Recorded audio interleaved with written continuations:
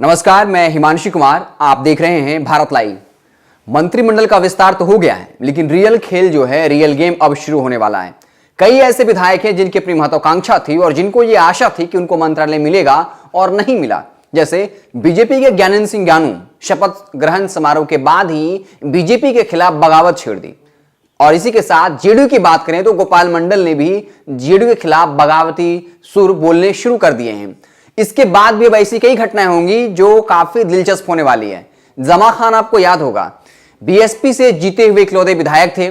अशोक चौधरी के जो है उपस्थिति में अशोक चौधरी की बहुत बड़ी भूमिका रही और जमा खान को जो है जेडीयू में शामिल करवा लिया गया, अल्पसंख्यक मंत्री भी बना दिया गया।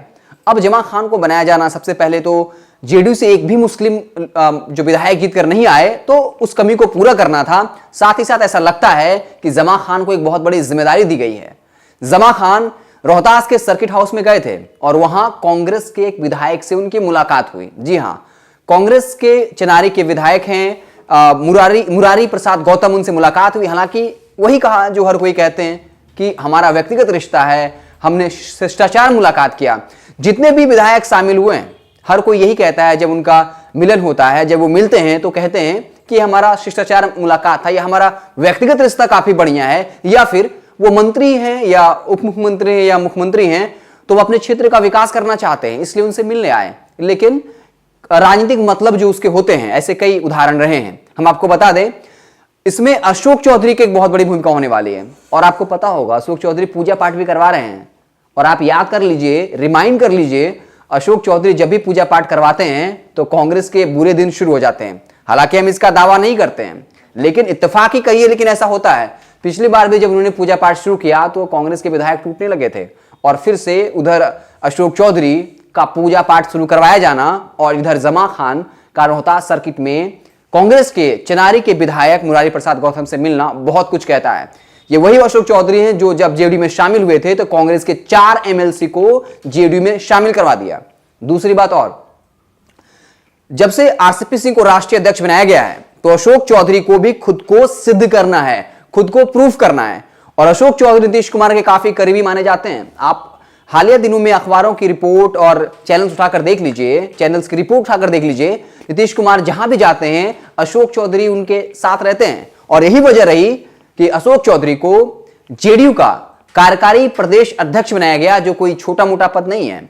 और ये खबरें चलती है, अशोक चौधरी नीतीश कुमार के काफी करीबी व्यक्तियों में से एक हैं। और अब अशोक चौधरी पे एक बहुत बड़ी भूमिका है, उन्हें एक बहुत बड़ी भूमिका निभानी है, क्योंकि नीतीश कुमार जो अपनी शर्तों पर राजनीति करते हैं वो छोटे भाई की भूमिका में खुद को असहज महसूस नहीं कर सकते। इसलिए उनके चेहरे पे असहजता आप साफ तौर पे महसूस कर सकते हैं।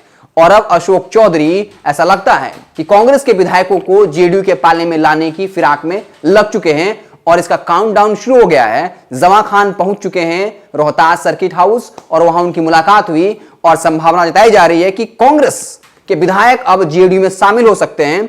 कि जिस तरीके से 4 से 5 विधायकों को 43 से 50 की संख्या में जो है अब जेडीयू समर्थित विधायकों की संख्या हो गई है। और ऐसी खबरें आ रही हैं कि कांग्रेस के अंदर से जहां सब मिलाकर जो 19 विधायक हैं, उनमें से 11 से 12 विधायक जो है वो जेडीयू में शामिल हो सकते हैं। और इसके लिए बाकायदा रणनीति बननी पहले से शुरू हो चुकी थी, अब उस पर इंप्लीमेंटेशन शुरू हो चुका है। तो देखना दिलचस्प होगा कि बिहार की राजनीति अब किस तरफ जाती है। और अशोक चौधरी, आपको पता होगा कि घर का भेद ही लंका ढाए। हालांकि अशोक चौधरी उस घर को छोड़कर बहुत पहले जेडीयू उनका घर हो गया, लेकिन कांग्रेस कभी उनका घर रहा है और वो कांग्रेस की हर एक कमजोर नस को जानते हैं, उसके दुखती नस को जानते हैं। और अशोक चौधरी उसे दबाने में वाजिब वक्त पर, एन वक्त पर कभी देर नहीं करेंगे।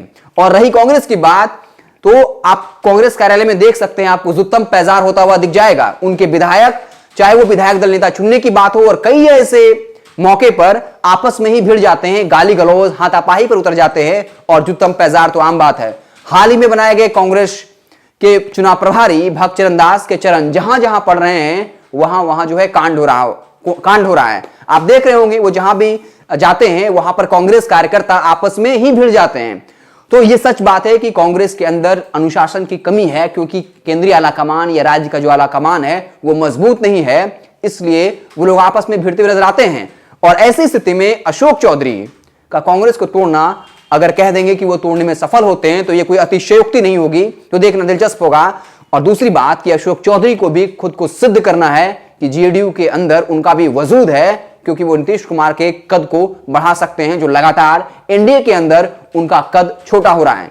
तो इसकी शुरुआत हो चुकी है। जमा खान मुरारी प्रसाद गौतम से मिल चुके हैं, हालांकि उन्होंने कहा है कि शिष्टाचार मुलाकात है, लेकिन अब उस रणनीति पर काम होना शुरू हो गया है जब कांग्रेस के विधायकों को जेडीयू में शामिल करवाने की कवायद तेज हो गई है। तो आप देख रहे थे भारत लाइव, जुड़े रहे हमारे साथ, हम आपको पल पल की खबरों से लगातार अपडेट करते रहेंगे। अगर ये वीडियो पसंद आई और वह बिहार के राजनीति और बिहारियत से सरोकार रखेनी तो सब्सक्राइब बटन दबा के चैनल के सब्सक्राइब कर ली। ओजे एगो घंटी बा, ओकरा बटन दबा देला से कुल सटीक और मारक खबर रुआ मुफ्त में मिल जाई। अगर रुआ पत्रकारिता के हमनी के नया प्रयोग में सहयोग कर चाहतानी तो ज्वाइन बटन दबा दी। पेटीएम नंबर नोट कर ली 9386816700। धन्यवाद।